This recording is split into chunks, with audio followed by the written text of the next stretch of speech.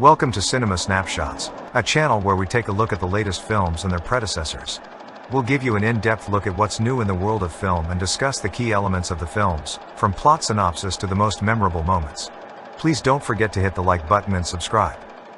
Equilibrium is set in the futuristic, dystopian city-state of Libya. Due to devastating war during the Third World War in the early years of the 21st century, affecting civilizations all across the world to their knees, world leaders start working to create a new, peaceful civilization out of concern that the human species cannot possibly survive a Fourth World War. The new leaders forbid all things thought likely to arouse strong emotions, including art, music, and literature, believing that human passion is to blame for man's inhumanity to man. These items are normally destroyed by prompt incineration and are designated EC10 for emotional content, a reference to the film rating system. Additionally, all residents of Libya are compelled to get recurring injections, or intervals, of a liquid medicine called prosium that is acquired from distribution facilities called Equilibrium. The Tetragrammaton Council, which is commanded by a reclusive figurehead known as Father, is in charge of Libya.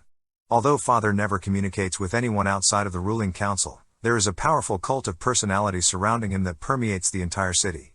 The Tetragrammaton Council employs its police state infrastructure to impose uniformity and conformity and aims to provide every Libyan a similar life. The Grammaton clerics, who are skilled in the lethal martial art of gun kata, which teaches practitioners to anticipate the moves of opponents during firearm combat, are at the top of Libyan law enforcement. What is gun kata? It is a method or technique that the cleric has discovered that the geometric distribution of adversaries in any gun conflict is a statistically predicted element through examination of thousands of recorded gunfights. The gun kata uses the gun as a whole weapon, with each fluid position standing in for a maximum kill zone, dealing the most damage to the most opponents while shielding the defender from the statistically expected return fire trajectories. Your firing effectiveness will increase by no less than 120% as a result of rote mastery of this skill. The master of the gun katas is a foe not to be taken lightly due to a 63% improvement in deadly proficiency. The clerics are responsible for tracking down and destroying EC10 materials as well as pursuing, catching, and, if necessary, killing sense offenders, or those who are guilty of having emotions. There is the underground resistance movement in Libya, which exists in defiance of the efforts of the police and clerics. The prosium factories were the target of terrorist attacks carried out by members of this movement against Libya. The underground's top brass is convinced that if they can stop the manufacture and distribution of prosium for one day, the Libyans will revolt and topple the Tetragrammaton Council. The underground has contacts with resistance groups residing in the Nethers, the remains of cities decimated by World War III, in addition to operating within Libya proper. These outsiders collect artwork and books from the pre-World War III era, among other artifacts. As a result, they are the target of police and cleric-led assassination squads in Liberia. The film's protagonist, Grammaton cleric First Class John Preston, Christian Bale, is Libya's highest-ranking cleric. He is a widower whose wife, Maria Pia Calzone, was executed after being revealed to be a sense offender, leaving him with two children, Robbie, Matthew Harbour, and Lisa, Emily Seward. After a raid on a group of resistance members in the Nethers, Preston notices that his partner, Grammaton cleric First Class Errol Partridge, Sean Bean, has personally taken a copy of the poems of Yeats under false pretenses. Preston discovers that Partridge has not turned the book over for destruction and follows him to a ruined cathedral in the Nethers, where Partridge speaks of emotion and forces Preston to aid him in suicide by cop. Shortly afterwards, Preston accidentally breaks the vial of his morning dose of prosium, and begins to experience emotions. Preston is assigned a new partner, the career-conscious Brant, Tay Diggs. Following a standard police raid on a Libyan woman, Mary O'Brien, Emily Watson, who has stopped taking prosium, his emotional confusion is exacerbated during her interrogation. He first acts out of emotion when he makes an excuse not to execute a puppy in the Nethers. Preston has by now ceased taking prosium and is forced to try and maintain his monotone and emotionless facade in front of his son and the increasingly suspicious Brant. Over the course of the film, Preston's behavior increasingly mirrors that of Partridge in the beginning, even to the point of repeated dialogue. Soon, Preston is involved in illegal activities. During one visit to the Nethers, he is forced to kill several Libyan policemen who find the rescued puppy in his car.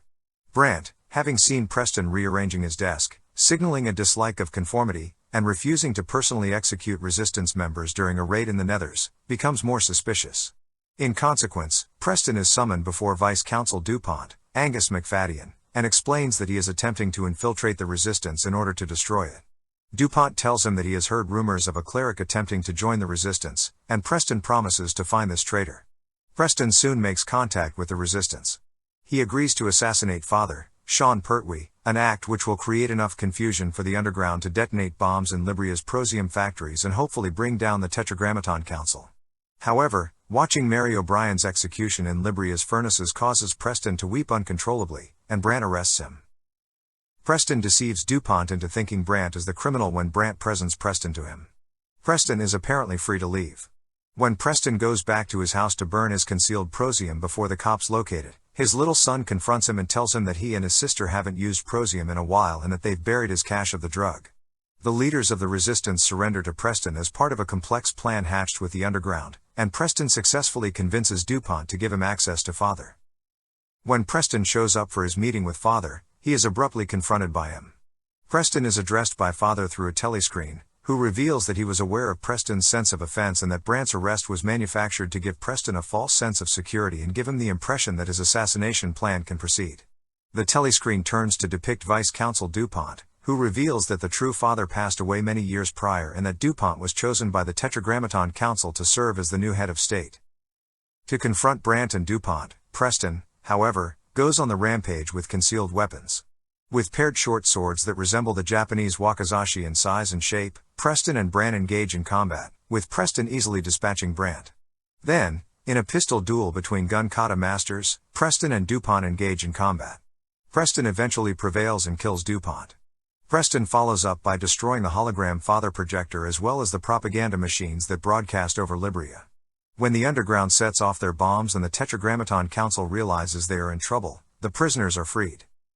A riot that heralds the fall of the Librian administration occurs as the movie comes to a close. Thank you for watching Movie Snapshots. Subscribe to more videos like this, turn on notifications and leave a like to help this channel out.